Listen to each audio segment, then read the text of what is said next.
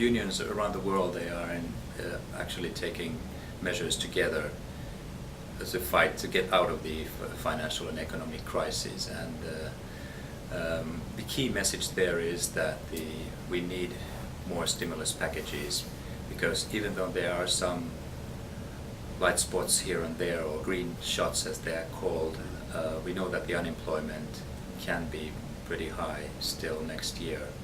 So we need more stimulus and more investment in infrastructure projects at the same time as we take care of those people who are risking to lose their jobs. But we have to remember what caused this crisis, that it was really the unregulated neoliberal system. So we have to make sure that this will never happen again. That's why the upcoming G20 meeting in Pittsburgh is important. There has been work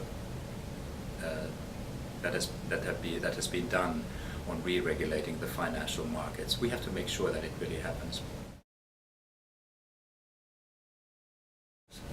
Well, we have seen precarious employment really exploding in all parts of the world. In the industrialized countries, it has meant temporary and agency work, part-time, this kind of arrangements. It's easy for the companies, but it means a lack of social protection and insecurity for workers. So in developing countries, the situation is even worse, because there are no social safety nets. So it means that if you are a precarious worker, you don't have health care, you don't have a pension, you don't have social protection, anything.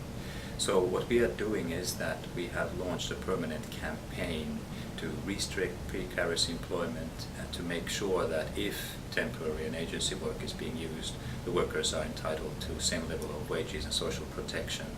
Now in October, the IMF will organize a week of action again, and we are really encouraging our affiliates to take action on different levels for improved legislation and collective agreements. And also, as a new thing, we want to ask our unions to go through the transnational companies and check their operations around the world to limit precarious work. The IMF had a congress at the end of May, and we adopted unanimously a congress resolution which says that we support a binding global agreement on climate change at the climate change conference in Copenhagen in December. But we don't want to risk employment and the workers' right. So it's very important that the industrial workers are active in this process in all levels to secure a fair deal also for the workers. So we plan to be active in a way of organizing a seminar, producing material, and being there in Copenhagen. There are a lot of job opportunities in investing in energy-saving technologies and new technologies, renewable energies, green jobs, as we say.